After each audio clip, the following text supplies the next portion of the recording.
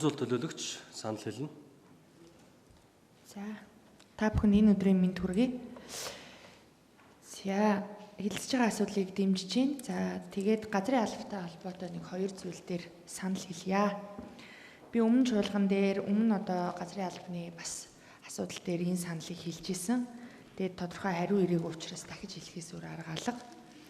За 2020 онд төлөөлөгчөөр сонгогдсноос хойш нийслэлийн газрын алба нийслэлийн төлөөлөгчнөрөө дүүргээр нь хүлээж аваад за тэгээд тухайн дүүргийн одоо төлөөлөгчнөрийн буюу иргэдийн төлөөлөгчнөрт гаргасан газрын албатай холбоотой газартай холбоотой санал гомдлыг нэгтгэж сонсоод за дээр нь газрын албанаас тухайн жилд тухайн одоо жилүүдэд ямар ажлуудыг санаачилж хийж байгаа танилцуулаад ингээ харилцан мэдээлэл солилцоод ерөнхийдөө бүх юмаа ингээд базж авч исэн нэг л удаа тийм арга хэмжээ болсон. Тэгээд тэрнээс хойш бол болоогүй. Тэгээд би энэ арга хэмжээг ингээд үргэлжлүүлээ жил бүр хийдэг байгаа чи. Яг аргагүй иргэдийн одоо тулгымцсан асуудлын нэг бол газрын асуудал байдаг. Иргэдтэй уулзахад хамгийн их яригддаг асуудлуудын нэг яах аргагүй мөн. Тэгэхээр энэ ажлаа яагаад үргэлжлүүлж хийхгүй байгаа юм бэ? Мөнхбаатар дарга одоо энэ ажлыг бас өөрөө хэлцийн дарга нь байсан газрын албаны дарга нь болоод ингээд явж байна. Өөрөө мэдж байгаа шүү дээ. Тийм болохоор энэ ажлыг үргэлжлүүлээд хийгээч гэсэн саналаа одоо дахиж гаргаж байна. Тэрнээс өнөөдөр энэ чуулганы хуралдаан дээр 4-5 минутанд багтаагаад дүүргийнхаа бүх асуудлыг иргэдээс ирж байгаа тэр олон саналыг нэг дор хэлээд бид нэр шийдчихнэ гэж байхгүй шүү дээ. Тэгэхээр энэ ажлыг бол үргэлжлүүлэх шаардлагатай гэж бодож байна. Нэгдүгээрт. За хоёрдугаарт за манай Баянзүрх дүүргийн хувьд газрын асуудал маш их байгаа. Хүн ам ихтэй, алтан байгууллага ихтэй. Энэ утгаараа бол газрын асуудал маш их байгаа. За иргэдээс сонгогчдоос ирдэг хүсэлтүүд маш их байгаа. За сүүлийн үед ямар асуудлууд хамгийн их яригдж байна вэ гэхээр дахин төлөвлөлттэй холбоотой асуудал. За газрын маргаа. За дээр нь цуслангийн бүс мөн одоо мал аж ахуй эрхэлдэг, фермер эрхэлдэг.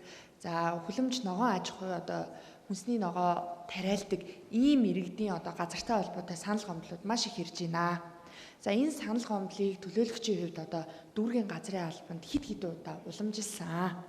Тэгэхээр дүүргийн газрын албанаас ямар одоо хариу тайлбар ирүүлдэг вэ гэхээр нөхцөл байдалтай танилцаад тэгээд энэ бидний шийдэх асуудал биш байна. Бид нар ямар ч захирамж гаргахгүй байгаа, ямар ч шийдвэр гаргахгүй байгаа, ямар ч гар үсэг зурхгүй байгаа, ямар ч гэрчилгээ гаргахгүй байгаа. Тэгэхээр шууд нийслэлийн газрын алба руу хандаа гэдэг ийм одоо хариултыг өгж байгаа. Тэгэхээр нийслэлийн газрын алба энэ асуудлаа яаралтай нэг талд нь гаргаач.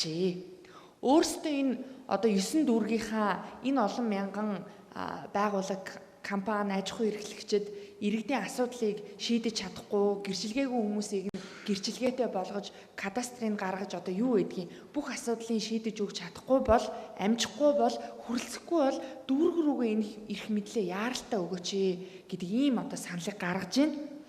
Тэгээд одоо ингээл 20 оноос хойш манай дүүрэг дээр газрын асуудал зөндөө байсан. Одоо 24 он, 25 онд дахиад байна. Бид нар 27, 28 он хүртэл энэ газрын асуудлуудаа шийдэж чадахгүй тэр гэрчилгээ хүсэж байгаа, кадастр хүсэж байгаа өвөө эмээ нар одоо жидүү эрхэлж байгаа залуучуудыг ингээл одоо дүүргийн газрын алба, нийслэлийн газрын албаны үүд сахиулаад ингээ байлгаад ах уу. Энэ асуудлыг хизээ нэг талд нь гаргах юм бэ?